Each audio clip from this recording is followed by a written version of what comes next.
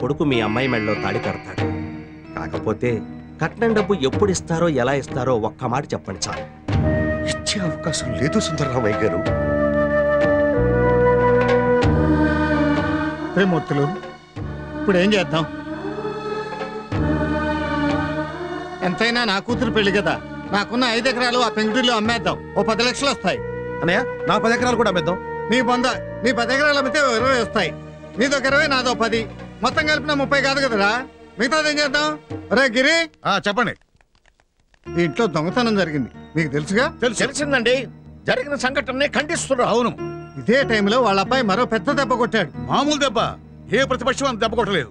అంత పెద్ద దెబ్బ కరుణానిధి జైలు కొట్టలేదు. ఈ ఇష్యూ మీద సిబిఐ వాళ్ళ చేత ఎంక్వైరీ చేయిద్దాం. అవసరమైతే ఆందోళనకు దిగుదాం. రాస్తారోకోలు, చలో అసెంబ్లీ కార్యక్రమాలు చేపడదాం. కరెక్ట్. అలాంటివి ఏం చేయనక్కర్లేదు. కానీ మీరు మీ కార్యకర్తలు ఓ 20-30 మంది కలిసి తలా 5 లక్షలు 10 లక్షలు ఇవ్వగలిగితే 1.5 కోటి కలెక్ట్ అవుతుంది. ఈ పెళ్లి జరుగుతుంది. మీ నాయకుడు త్రిమూర్తుల పరువు నిలబడుతుంది. ఏమిటా నీళ్ళు అవుతారు? మాట్లాడరా? ఏం మాట్లాడదామని ఆలోచిస్తున్నాం. ఇంకా ఏమిటా ఆలోచించేది? మీరు మీ పార్టీ వాళ్ళు తలుచుకుంటే 1.5 కోటి ఏం కర్మ, 10 కోట్లైనా కలెక్ట్ చేయగలరు. పార్టీ ఫండ్ అయితే కలెక్ట్ చేయొచ్చండి. మరి పెళ్లి కదా కదా, మరి మామూలు పెళ్ళా? మీ త్రిమూర్తులు గారింట్లో పెళ్లి. ఏం గిరి, నువ్వు 10 లక్షలు అడ్జస్ట్ చేయలేవు? 10,000 25,000 అంటే ఓకే సార్. 10 లక్షలు అంటే కష్టమే కదా. ఏం మూర్తి, నీ దగ్గర నుంచి ఒక 5 లక్షలు ఎక్స్పెక్ట్ చేయొచ్చా? మీ ఎక్స్పెక్టేషన్ రాంగ్ సార్. ఎంచేతంటారా, ఈ ఊళ్ళో నాకున్నదే 1.5 ఏకర్స్.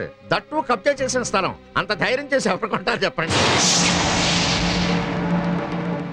రామారావు, మీ కార్యకర్తల దగ్గర నుంచి ఏదైనా కొంచెం. కార్యకర్తల దగ్గరే ఉంటుందండి, జెండా కర్రలు తప్ప. మరి మీ త్రిమూర్తుల కోసం మీరు ప్రాణాలైనా ఇస్తా ఉంటారు కదయ్యా. ప్రాణాలు ఇవ్వటం ఏమిటి సార్? అవసరమైతే ప్రాణాలు తీస్తాం. పార్టీ కోసం పంటలు తగలబెట్టారు, తోటలు నరికేశారు, బాంబులు వేశారు, తలలు తీశారు. పార్టీ కోసం ఎన్ని దారుణాలైనా చేయగలరు, కానీ పార్టీ కోసమే బతికిన మనిషి ఇంట్లో శుభకార్యం కోసం సహాయం చేయలేరన్నమాట. ఏం పార్టీలు రా మీవి? గిరిగారు బాబు ఏంటి ఇచ్చారా? భోజనాలు రెడీయా? చైతి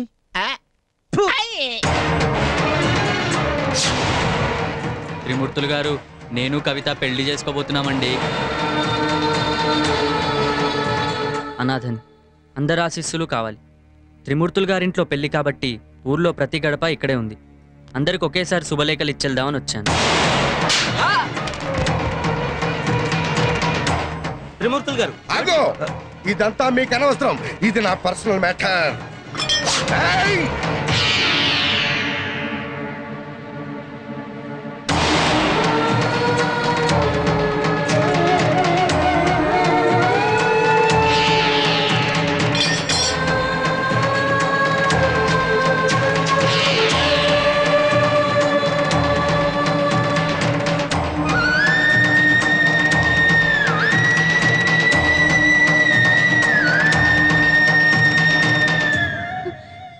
ఇదంతా రాజ్యలక్ష్మి గారండి, మహాలక్ష్మికి నాకు పెళ్ళండి.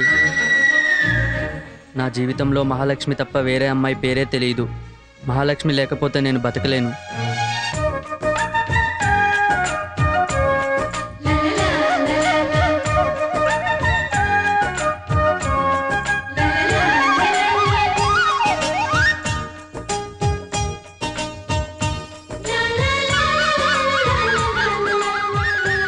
కవితను ప్రేమించానన్నావు కదరా? అదంతా నిజం కాదత్తయ్య. కవితకు నాకు మధ్య ఫ్రెండ్షిప్పే. మా ఇద్దరి మధ్య ఎటువంటి ప్రేమ లేదు.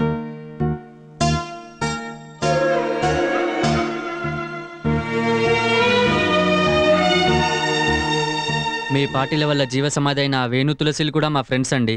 మేం క్లాస్మేట్స్ అండి. వేణు తులసి ప్రాణానికి ప్రాణంగా ప్రేమించుకున్నారు. తమ ప్రేమను నిజం చేసుకోవాలని వాళ్ళు ఎన్నో కలలు కన్నారు. కానీ వాళ్ళ ప్రేమ గురించి పెద్దలకు చెప్పడానికి ధైర్యం చేయలేకపోయారు. అందుకే వాళ్ళ బాధ నాతో చెప్పుకున్నారు. మీకేం పర్వాలేదు, మా నాన్నగారు ఉన్నారు, తప్పకుండా మీ వాళ్ళతో మాట్లాడి మీ పెళ్లి జరిపిస్తారని చెప్పాను నాన్నగారండి. కానీ మీరు కూడా రాజకీయాలకు తల వంచారు నాన్నగారండి. మీ పార్టీల వల్ల, మీ రాజకీయాల వల్ల మమ్మల్ని బాధ పెట్టిన మీ పెద్దల చిన్న మనసులను కష్టపెట్టాలనే ఇలా చేశాం. మీ చేత కన్నీళ్లు పెట్టించాలనే ఇలా చేశామండి.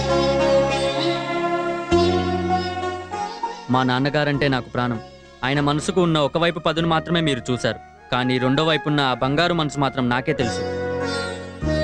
ఈ రాజకీయాల వల్ల ఆ మనసు నాకు ఎక్కడ దూరం అయిపోతుందోనని ఇలా చేశాను.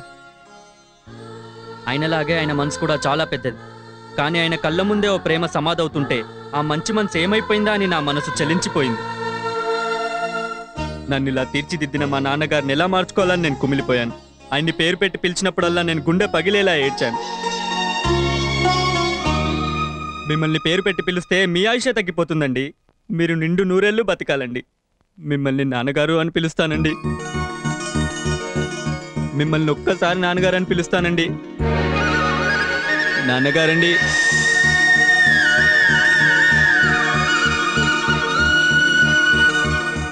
నాన్నగారండి, నిజం చెప్తున్నాను.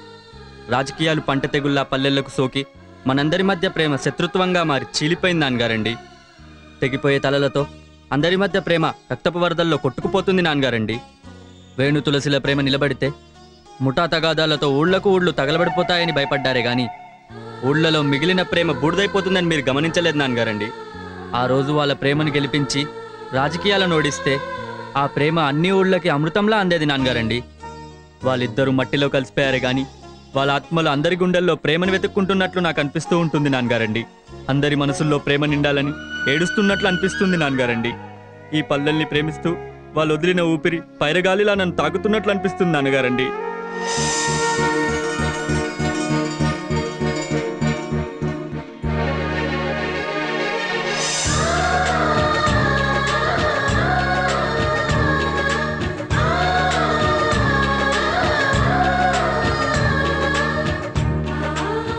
పైరగాలిలా కాదు నాన్న, జీవ సమాధిలో జీవంగా ఉన్న ఆ ప్రేమ మన అందరికీ ప్రాణవాయువు అవుతుంది.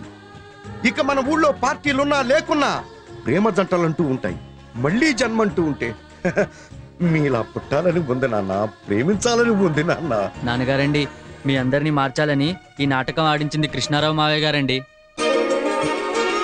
అంతేకాదు నాన్నగారండి, 1.5 కోటి కట్నం డబ్బు కూడా కొట్టేసింది కృష్ణారావు మావయ్య గారేనండి. అరుగు మీద కూర్చుని గారెలు సున్నుండలు తింటుంటే ఏమో అనుకున్నాను బావా. ఆహా, కానీ నువ్వు చక్రం తిప్పితే శ్రీకృష్ణుడివి, బాణం వదిలితే అల్లూరి సీతారామరాజువి బావా.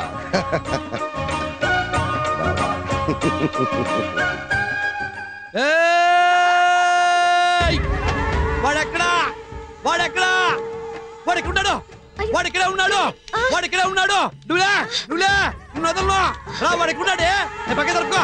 ఏ తెలంగాణ బాబు పక్క తప్పుకో. ఉన్నారండి పక్క తప్పుకో. Andhra Telangana bye bye. నువ్వు పక్కరా నువ్వు పక్కరా. అమ్మాయి నువ్వు సంవత్సరాల పక్క నుంచో. సంవత్సరాల దేవుడమ్మా, ఇటు మా ఊరు బాగు చేశాడు. వీడి కాడ దండం పెట్టాలి, చాలా గొప్పవాడు. అరే నీ కాడ దండం పెడతాను చిన్నోడు అయినా. అయ్యా త్రిమూర్తి గారు, ఇదిగో డ్రెస్ మార్చేసా. రాజకీయ నాయకుడి కాదు ఈ రోజు నుంచి, మా ఊళ్ళో ఇదిగో గన్ను పక్కన పడేసా. ఇదిగో పెరుగు తీసుకుంటా, నేను మారిపోయా. అయ్యా తోట కృష్ణారావు గారు, మీ కాడ దండం పెడుతున్నా. శేషమ్మా తన్ను. అయ్యా త్రిమూర్తి గారు తన్ను. ఎంతో హ్యాపీ డే. దండం పెడుతున్నా, కాఫీ పెట్టండి అయ్యా. బ్యాండ్ మేడం అక్కడ.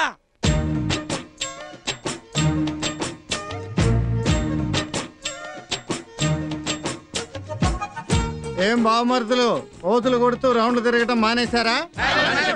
Turkey towel తీసేశారా? రౌండ్లు కొడుతూ బిల్డప్లు. అది బుద్ధిగా ఒకసారి అటు చూడండి. వెళ్ళండి వెళ్ళండి.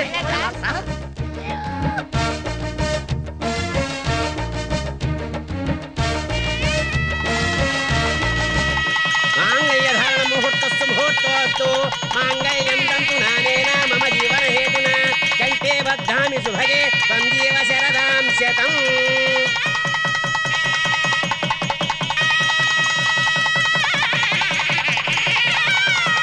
This is the right choice, baby.